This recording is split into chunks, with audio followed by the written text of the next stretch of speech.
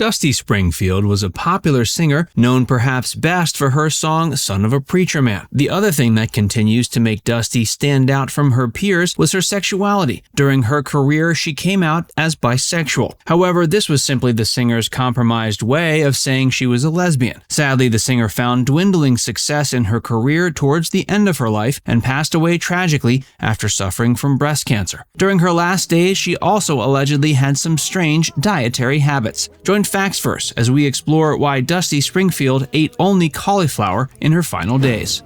The fact that popular singer Dusty Springfield remains best known for her sexuality proves both a blessing and a curse when you take into account her legacy. On the one hand, she paved the way for much more acceptance in popular culture after coming out of the closet in the 70s. This comes in spite of the fact that Dusty didn't come out fully. Although she broke new ground by showing the public she wasn't afraid to date a woman, she became pigeonholed as a gay icon during her late years and failed to find success in the industry during her final decades. Around the time she was growing up, being gay was much more frowned upon. This is particularly true in the type of religious community that she was growing up in. Dusty was born to two Irish immigrants in 1939, and her Catholic upbringing made it clear there was no place for sexual experimentation. As she grew up, Dusty began to think of herself as a sinner due to the strange sexual urges she was feeling for her female peers. Though she eventually came to terms with these urges, she subconsciously felt as if she was doing something wrong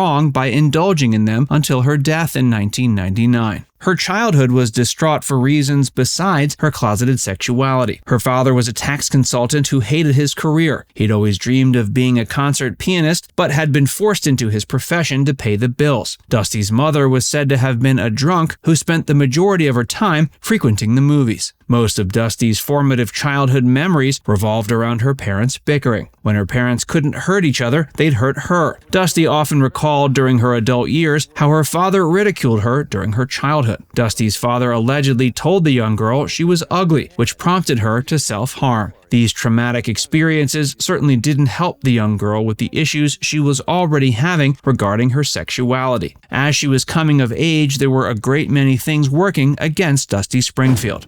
Dusty escaped into dreams of stardom. When things got their worst for Dusty Springfield, the young girl could always turn to music. Her favorite artists included Billie Holiday and Doris Day, and their work helped her form an identity away from the trauma of her daily life. Eventually, her childhood experiences escaping into the fantasy of popular music paved the way for her to become a star in her own right. But people close to Dusty balked when she began expressing dreams of stardom as a teen. She claimed before her death that the nuns in her religious community had encouraged her to become a librarian. But Dusty proved all the naysayers wrong by becoming a major figure in the music industry. Her transition from a traumatized woman to a big-name star came alongside a physical transformation. The soon-to-be star bleached her hair and headed out to the seaside town of Clacton-on-Sea to become a jazz singer. Dusty slowly but surely rose up through the ranks of the music industry to the point where she was a star. Along the way, she was forced to pay her dues via nightclub appearances all across the UK. Early in her career, Dusty made an appearance on television alongside Benny Hill. By the end of the 60s, she was a pop superstar thanks to releases such as 1969's Son of a Preacher Man. But the singer's life would regrettably turn tragic. Before we tell you more, be sure to give this video a like and subscribe to Facts First if you haven't already. Dusty couldn't keep her sexuality hidden.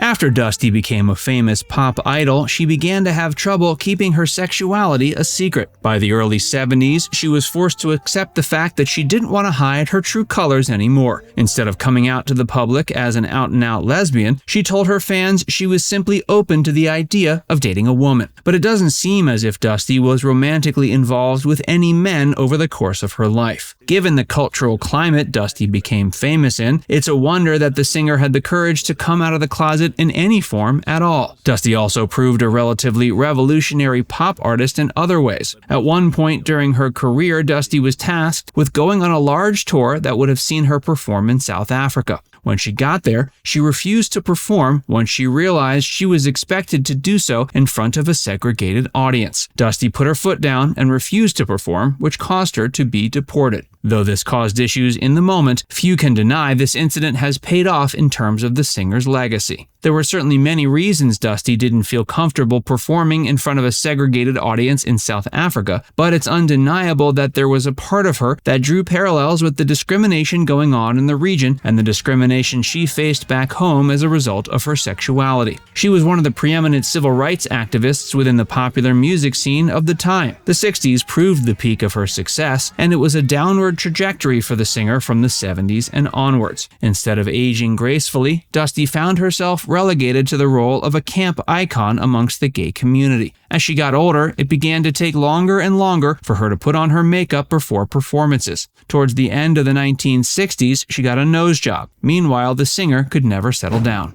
Dusty had bigger issues than being a lesbian.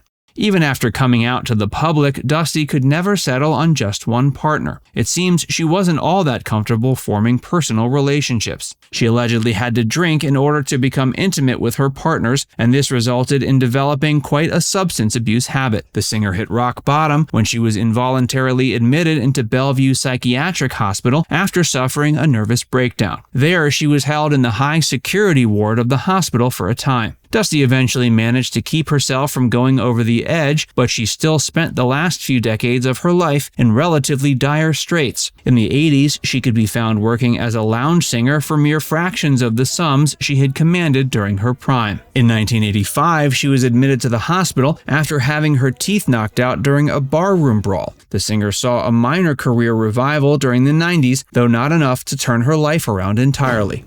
Dusty Springfield's tragic demise. Towards the end of her life, Dusty began suffering from breast cancer. As her health worsened, her behavior became more and more peculiar. Those close to the late singer have remarked she would eat nothing but cauliflower and ice cream during the final days of her life. Dusty lived out her tragic end in Buckinghamshire, where she was said to have done little besides watch reruns of old TV shows. Apparently, her favorite was Bonanza, which she watched via German dubs she found on satellite television. Dusty succumbed to breast cancer in 1999. She'd never been married and left behind no children, but she left behind a pretty impressive legacy in popular culture. She certainly wasn't the first gay icon, but one of the first icons who publicly came out of the closet during their career. It's tragic that Dusty's mixed-up feelings about her sexuality prevented her from making healthy romantic connections as an adult, though her story has hopefully paved the way for subsequent homosexual women to lead healthier lives. In the meantime, fans of popular music will always have her many hit singles to enjoy time and time again.